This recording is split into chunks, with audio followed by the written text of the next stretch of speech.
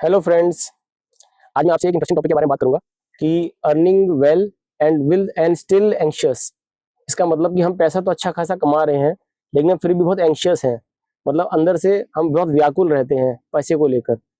आपने अपना देखा होगा अपने आसपास दोस्तों को, और कभी आपने खुद भी महसूस करा होगा कि आप मतलब बहुत अच्छा पैसा कमा रहे हैं, बैंक बैलेंस भी अच्छा है, आपका इन्वेस्टमेंट्स भी अच्छी खासी हैं, लेकिन फिर भी आपके मन में हमेशा चिंता लगी रहती है कि अगर नौकरी चली गई तो क्या होगा, अगर कोई मेडिकल इमरजेंसी आ गई तो क्या होगा, अगर दूसरे लोग मुझसे आगे निकल गए तो क्या होगा। तो आज हम ये समझेंगे कि आखिर हमें ऐसा डर क्यों लगता है, और अच्छी कमाई होने के बावजूद भी हम खुश क्यों नहीं रह पाते। सबसे इंपॉर्टेंट चीज ये है कि हमें इस चिंता से बाहर कैसे निकलना है। तो वही हम इस वीडियो में समझेंगे कि हमें क्या करना चाहिए जिससे कि हमारी एंग्जाइटी कम हो जाए और हम एक स्मूथ लाइफ जी पाए। आप इस वीडियो को एंड तक जरूर देखिए, क्योंकि एंड में मैं आपको बहुत अच्छे अच्छे उपाय और तरीके बताऊंगा जिससे आप अपनी एंग्जाइटी कम कर सकते हैं।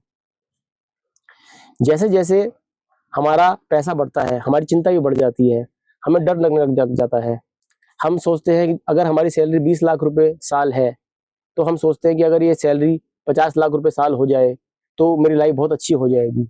लेकिन जब हमारी सैलरी 50 लाख रुपए हो जाती है, तब हमें कुछ खास खुशी महसूस नहीं होती। फिर हम सोचते हैं कि हमारी सैलरी 1 करोड़ रुपए हो जाए तो मैं खुश हो जाऊंगा। लेकिन जब हम 1 करोड़ की सैलरी पे पहुंच जाते हैं, तब भी हम खुश नहीं होते। इसको कहते हैं एड्रिनल रश ट्रेडमिल। मतलब जब हम एक टारगेट अपने लिए रखते हैं और हम उस टारगेट को अचीव कर लेते हैं, तो उस टारगेट को अचीव करने के बाद बहुत कुछ ही टाइम तक हमें खुशी मिलती है। उसके बाद हमारा दिमाग नया टारगेट सेट कर लेता है। जैसे कि अगर हम कोई नया फोन लेते हैं, हमने सोचा कि हम आईफोन लेंगे, तो जब तक हम उसे नहीं लेते हमें बहुत उत्सुकता रहती है उसे खरीदने की। जब हम उसे ले लेते हैं, कुछ दिनों तक तो खुशी रहती है, लेकिन उसके बाद फिर सब नॉर्मल हो जाता है। उसी तरह से अगर हम कोई गाड़ी लेते हैं, हमें बहुत कोई गाड़ी लेने की इच्छा है, जब तक हम उसे नहीं लेते हम उसके पीछे पीछे भागते रहते हैं कि हम उसे कैसे ले कैसे ले। जब हम उसे ले लेते हैं, तो कुछ टाइम बाद, महीने 2 महीने बाद सब नॉर्मल हो जाता है, हमें कुछ एक्साइटमेंट नहीं रहती। उसी तरह सेकंड पॉइंट आता है कंपैरिजन की बीमारी। हर इंसान को अपने आप को दूसरे से कंपेयर करना है, और सोशल मीडिया के ज़माने में हर आदमी यही देखता है कि दूसरा आदमी क्या कर रहा है क्या नहीं कर रहा। अपने आप से मतलब नहीं रखते लोग। हर दिन हमें ये दिखता है कि किसी दूसरे ने, आपके किसी फ्रेंड ने, आपके किसी रिलेटिव ने नई कार खरीद ली, कोई दुबई घूमने चला गया, कोई स्विट्जरलैंड घूमने चला गया, कोई यूरोप घूमने चला गया, किसी ने करोड़ों का पोर्टफोलियो बना लिया और आपका पोर्टफोलियो कुछ लाखों का ही है।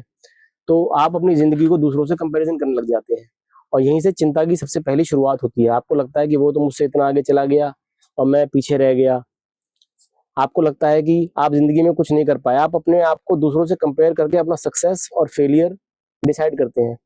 जबकि हर इंसान की ज़िंदगी अलग होती है, हर किसी का सिचुएशन अलग होती है, हर किसी की फैमिली कंडीशंस अलग होती हैं।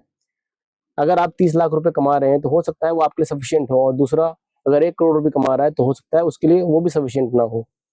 तो हमें अगर कंपैरिजन दूसरों से करना, अगर हम अपनी कंपैरिजन दूसरों से करते रहेंगे, तो हम कभी भी खुश नहीं हो सकते।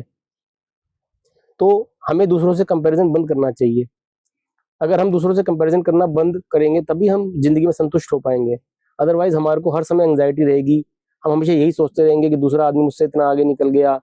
तो अपना जो स्कोर कार्ड है सक्सेस का, वो अपना खुद का होना चाहिए।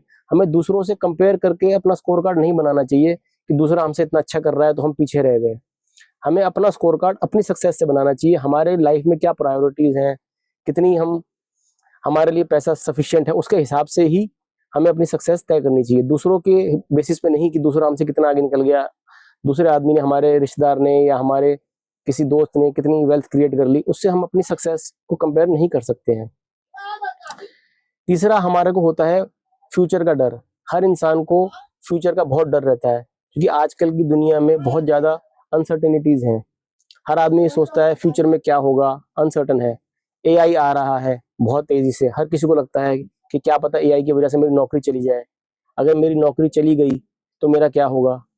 हर बिजनेसमैन ये सोचता है कि आजकल ऑनलाइन का ज़माना आ गया है, तो जो लोग नॉर्मल पुराने तरह का बिजनेस करते हैं, उन्हें ये डर लगता है कि क्या पता मेरा बिजनेस बंद हो जाए और ऑनलाइन वाले मेरा बिजनेस खा जाए। हर आदमी को एंग्जाइटी इस वजह से रहती है कि क्या मेरी कमाई कल खत्म तो नहीं हो जाएगी। तो हर आदमी ये सोचता है कि आज सब कुछ ठीक है, लेकिन 10 साल बाद क्या होगा, इस बात से हर इंसान डरता रहता है, जो कि नेचुरल भी है।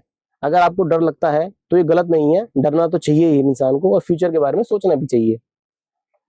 लेकिन अगर आपने प्रॉपर सिस्टम बना रखा है, एक इमरजेंसी फंड बना रखा है जो कि अप्रोक्सीमेट 6 से 12 महीने की आपकी जो खर्चे हैं उसका अमाउंट अगर आपने कोई इकट्ठा करके किसी एफडी में या बॉन्ड्स में डाल रखा है जो कि सिक्योर और सेफ होने चाहिए बिल्कुल, तो इमरजेंसी फंड अगर बना रखा है, आपने इंश्योरेंस ले रखा है, प्रॉपर मेडिकल इंश्योरेंस ले रखा है, टर्म प्लान ले रखा है अगर आपने, और आप रेगुलर इन्वेस्टमेंट्स करते हैं जैसे कि कोई म्यूचुअल फंड में इन्वेस्टमेंट करते हैं या पीपीएफ में करते हैं या सुकन्या में करते हैं या कहीं पर भी इन्वेस्टमेंट करते हैं जहां पर आपका लॉन्ग टर्म में वेल्थ क्रिएट हो जाए, और आप रेगुलर सीखने की आपकी इच्छा है कि मैं रोज नया नया कुछ ना कुछ सीखता रहूं, तो आपका जो फ्यूचर का रिस्क है या फ्यूचर का डर है वो कम हो जाता है, क्योंकि जैसे सिचुएशन चेंज होगी उसके हिसाब से आप भी अपने आप को चेंज कर सकते हैं।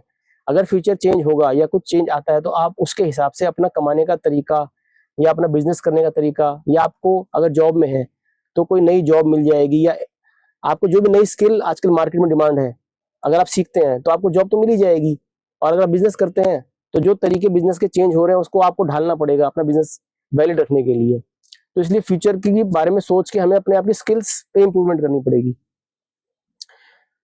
अब नेक्स्ट पार्ट ये आता है कि फाइनेंशियल जो फ्रीडम होती है उसका असली मीनिंग क्या होता है। ज्यादातर लोग ये सोचते हैं कि फाइनेंशियल फ्रीडम का मतलब होता है करोड़पति बनना, लेकिन असलियत में फाइनेंशियल फ्रीडम का मतलब करोड़पति या खरबपति बनना नहीं होता। फाइनेंशियल फ्रीडम का असली मतलब ये होता है कि हमारा अपने टाइम के ऊपर कंट्रोल है या नहीं, हम जो काम करना चाहते हैं वो हम कर पा रहे हैं या नहीं कर पा रहे हैं, या कोई दूसरा हमें जो काम कर रहा है हमें वो मजबूरी में करना पड़ रहा है। आप कोई जॉब कर रहे हैं, बिजनेस कर रहे हैं, लेकिन आपको वो अच्छा नहीं लगता, लेकिन आपको इसलिए करना पड़ रहा है क्योंकि आपकी मजबूरी है, अगर आप नहीं करेंगे तो आपका खर्चा नहीं चल पाएगा। तो फाइनेंशियल फ्रीडम का मतलब होता है कि आपका अपने टाइम के ऊपर कंट्रोल होना चाहिए। आपका अगर आप जो काम आपको पसंद है वो आप करें, अगर जो काम आपको पसंद है वो काम आप कर पा रहे हैं विदाउट पैसों के बारे में सोचे हुए, तो आप फाइनेंशियली ऑलरेडी फ्री हैं।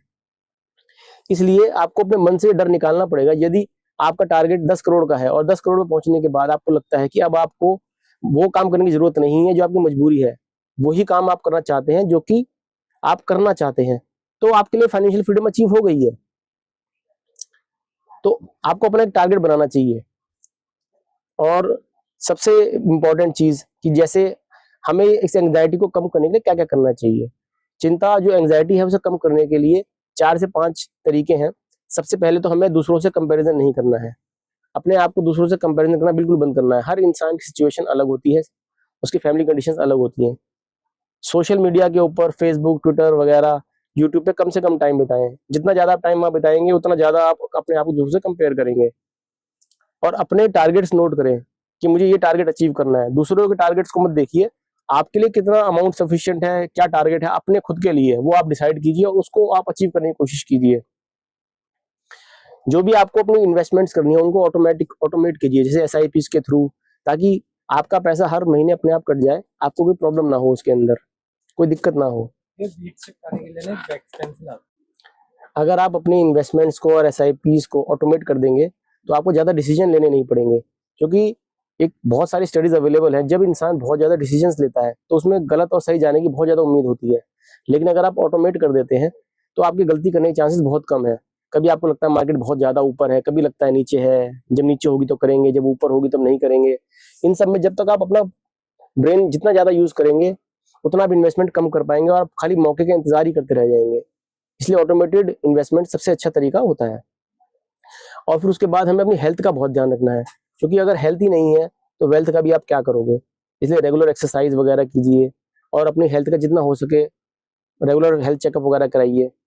और सबसे इंपॉर्टेंट चीज, आप भगवान को शुक्रिया अदा करिए कि आपने आपकी जो भी कंडीशन है वो कैसी है, क्योंकि आपसे नीचे भी बहुत लोग हैं दुनिया के अंदर।